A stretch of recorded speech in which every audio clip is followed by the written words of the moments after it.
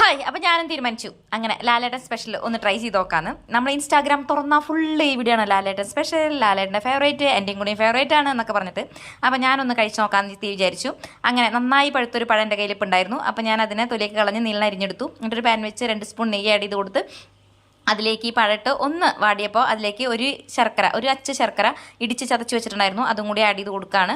അതും കൂടി ആഡ് ചെയ്ത് കൊടുത്ത് നന്നായിട്ടൊന്ന് മിക്സ് ചെയ്തെടുക്കാം. അതിലേക്ക് ഞാൻ കുറച്ച് ഏലക്കായ്പ്പൊടി, ഏകദേശം ഒരു 1/2 സ്പൂണൊക്കെ ഉണ്ടാവും ഏലക്കായ്പ്പൊടിയും കൂടി. എന്നുവെച്ചാൽ പഞ്ചസാരയും കൂടി പൊടിച്ച കാരണം ഏലക്കായുടെ ഇത് കുറവാണ്.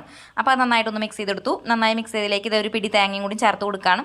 ആ ഒരു പിടി തേങ്ങയും കൂടി ചേർത്ത് കൊടുത്ത് നമുക്ക് നന്നായിട്ടൊന്ന് മിക്സ് ചെയ്തെടുക്കാം. മിക്സ് ചെയ്ത് ഞാനതിൽ എല്ലാവരും വീഡിയോയിലും കാണുന്ന പോലെ നാളികേരം ലാസ്റ്റ് ഇടുന്ന ഒരു ഐറ്റം ആയതുകൊണ്ട് അത് ഇട്ടിട്ട് പിന്നെ ഒരുപാട് നേരം നിൽക്കേണ്ടതാണ് കണ്ടിട്ടുള്ളത്.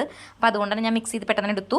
അതിലേക്ക് ഇതാ ഒരു സ്കൂപ്പ് നമ്മളുടെ ഐസ്ക്രീമും കൂടി ചേർത്ത് കൊടുക്കുകയാണ്. ചേർത്ത് കൊടുത്തിട്ട് ഞാനൊന്ന് കഴിച്ച് നോക്കട്ടെ, എന്നിട്ട് ഞാൻ പറയട്ടെ എങ്ങനെയുണ്ടെന്നുള്ളത്. വീഡിയോയിലൊക്കെ കണ്ട് എല്ലാവരും പറയണ പോലെ ഇനിയാണെന്ന് ഞാനൊന്ന് നോക്കട്ടെ. ടേസ്റ്റ് ഉണ്ട്, അടിപൊളി ടേസ്റ്റ് തന്നെയാണ്, നന്നായിട്ടുണ്ട്. പക്ഷേ ഭയങ്കര അടിപൊളിയാണ് എന്ന് പറയാൻ എനിക്ക് തോന്നുന്നില്ല. എന്നാലും നല്ല ടേസ്റ്റ് ഉണ്ട്. എല്ലാവരും ട്രൈ ചെയ്യാത്തവരൊന്നും ട്രൈ ചെയ്ത് നോക്കിയോളൂ.